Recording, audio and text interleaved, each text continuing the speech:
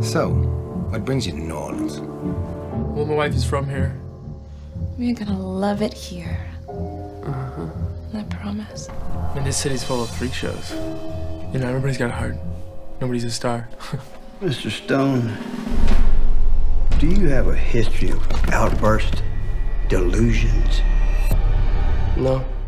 Clive, come to my camp for a getaway. Just an hour and change outside of New Orleans. Nothing fancy. Are we alone? Release the negative voice in your head. Resolve your past. Restore your faith in love by eliminating the security of fear.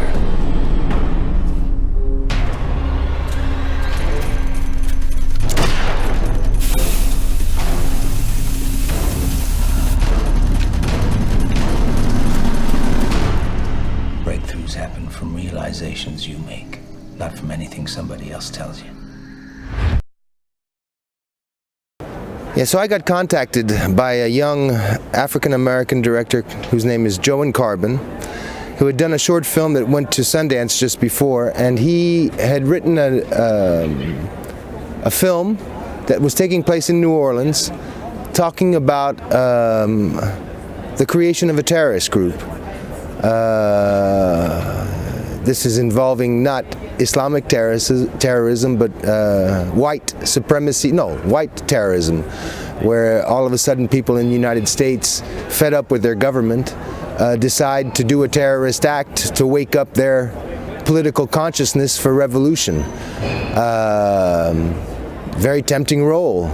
Especially I don't get a chance to do very American parts because I work here in Europe. And anyhow, on the project came some very interesting actors, John Robinson, Lou Temple.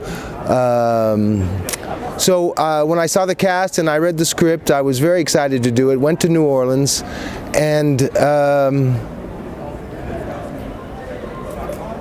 in America today we are in a period of revolution. People are disheartened and completely finding American government or Washington, D.C. completely corrupt. And we have a true problem with terrorism, domestic terrorism. And this group that I put together is a group of people who are lonely and rejected by society. And we get together, and through positive thinking and believing in God and in the cherished principles of how America was developed, I persuade the character of John Robinson to join this group and to take part in an attack on a gas station as a way to awaken American consciousness against the government. And how did it feel playing a bad guy? Are you familiar? Well, for me, he's not bad. I wasn't playing a bad guy. I was playing someone who is like a lot of people. Was a gentleman who was a teacher, professor, whose son went to war in Iraq or Afghanistan, came back with post-traumatic stress syndrome. And committed suicide because he couldn't find a job. And that is something that is very regular in America, and it's of course something that a lot of American Hollywood films really don't deal with. And a lot of there's not many independent movies going on in America today, and for me it was very important to be part of this movie done by an African American on domestic terrorism through a group of white people. And also we're dealing with the lead character of the movie, John Robinson, who just lost his wife and is going through traumatic experiences, who's dependent on opioids, like the big crisis we have in the States right now, where we have thousands and thousands dying, more than dying of AIDS or cancer from this opioid crisis. And shooting in New Orleans really gave us an area where all this is quite rife. I mean, New Orleans was a town that was abandoned after Katrina and that is trying to find its own roots outside of the United States because the government's not helping them.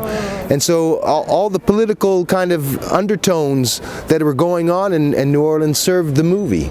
And The producer told me that she thinks New Orleans and Louisiana is a character in the movie.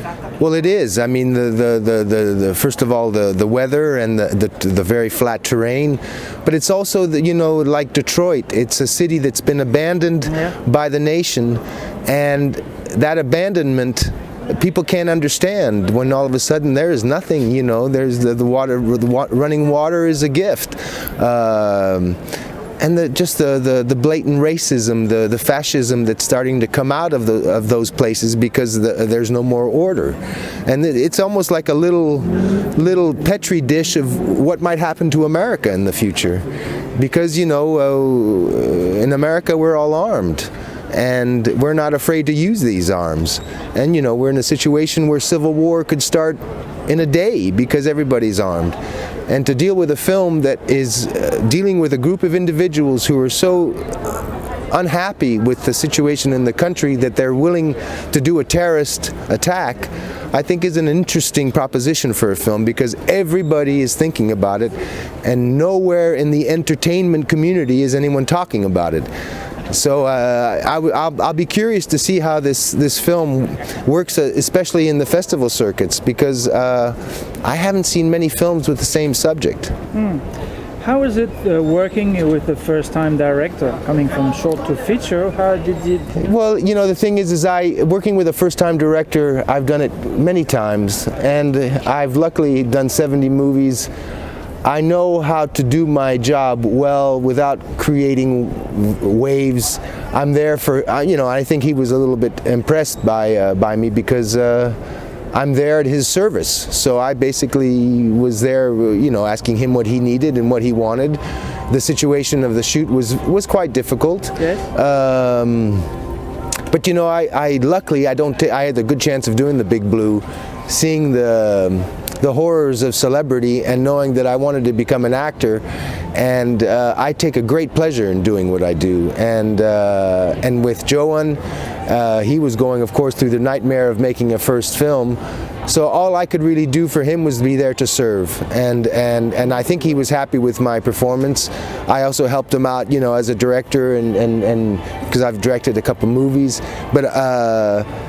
Yeah, as an actor, I'm here to serve, and I really don't take myself too seriously, unless I don't get paid. Speaking of the director, we haven't seen a film of yours for a while. Yes. Yeah. You know how it is. The next one. Well, Bruno, you know how it is in France right now, where the system that we have in terms of financing independent pictures is disappearing. Yeah. Distribution is completely controlled by America. And now trying to release an independent film in the cinemas is too expensive. It usually is more expensive than the film itself. We're trying, and I'm sure you know about this problem, to try and create direct links to Netflix or to Amazon and have them produce the movies and not come out in the cinemas, because the forum of the cinema for independent cinema no longer exists. And in France right now, we're basically trying to preserve the industry, because with the arrival of digital, all of a sudden you can do things for so much cheaper, but you hire so many fewer people that all of a sudden the industry suffers. And I think we're in France trying to stay with the old system of making movies, and unfortunately the industry is running in spite of the product not being that interesting, because in the end we're having to be produced by the Hertzian televisions. So you've got to format your films for the television, and that, to make cinema, is impossible. And you have another series of films, or is that TV series? Or well, we're going to try and make another film. We finally got a development finance, so we're going to with Pascal Arnaud, we're going to try and shoot a film next year. Mm-hmm. As an actor, I've got a Turkish film coming out called La Particule Humaine, or Grain in English, which won Best Film in Japan Film Festival. I've also got a Slovakian film directed by a Russian director called The Cellar, and this was a European co-production, and that's what basically I'm doing. I as an American and a Frenchman, I am taking advantage of the cinema that has a huge potential. When you see the work that I've done with Lars von Trier, that shows that, is, you know, Europeans doing films in English. The Turkish film that I did was in English. I was with a Russian actor, a Romanian actress, a Bosnian actor. This is the only way that we can create an alternative to what the industrial product of Hollywood is imposing on us. And you know, with capitalism that's already won in terms of history, the job of the artists today is going to be very difficult, because we're not going to be part of the industry anymore, I don't think. We're going to have to create a new forum to show our work. Fortunately, we have these great festivals where our work is shown and respected, but we are not really allowed to participate in the theaters like we used to. And that's because I think films are dangerous when they can be honest, like this film, Cutt Off. This film is talking about something that's true, and about how lost the United States is right now, and how vulnerable and how hurt it is. And of course, people might not want to know about that, but a lot of people could be interested, because it might be affecting them in the very near future. Another question about your very specific, special relation with Lars von Trier. Can you tell us what's so special? Well, I think, you know, what's special about his way of working? Well, I think you would know about this, because we're the same age. I mean, when I came onto the world stage in the late 80s, Europe was starting to create itself, not only economically, but culturally. And the chance to be able, like I was saying, to do these European films in English, where all of a sudden you have English, German, Swedes, Icelandic working together, there's a certain liberty that you can find. And Lars, when we did, for example, Europa, it was so exciting, because you could tell that he was not at all enchained to some kind of domestic Danish production, or me to some kind of French domestic production. We were actually creating something that came from the influences of all over Europe, which was inspired by the only really good things the Americans brought in Europe, was that we could speak English for the first time. We could speak a same language without any kind of class barriers. And with Lars, it was that discovery, when we started working together, to know that we came from two different cultures, and there was of course other cultures on the set, but that through the English we were able to make a product that, you know, incited real questioning, that all of a sudden wasn't a propaganda film about who won and who lost the Second World War, but about how the war is always here in Europe. And so as intellectuals, it was very satisfying, which is something that you can't get anymore in America. I grew up in the 70s with, you know, Easy Rider, All the President's Men, Taxi Driver, where films were cultural. I can say this as an American, we've lost that totally. And that is what made cinema great.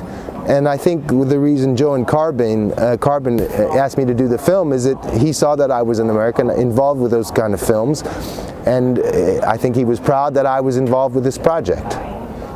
Maybe a kind of a technical question about Lars von Trier. Is there anything different from his style of working, editing, well, you know, directing? It looks so different from any... No, I think he just prepares. He knows what he wants. I think every time he makes a new film, asks himself the question, how can I do this differently and stay true to the pillars of what films are?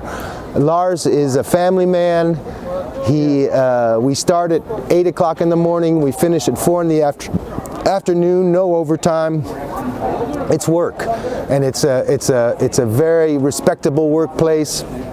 People are happy to be there. They're not taking themselves too seriously. You know, it's so different from an American production where everybody's worried about how big their fucking caravan is, and how much more this other guy's getting paid than the other guy.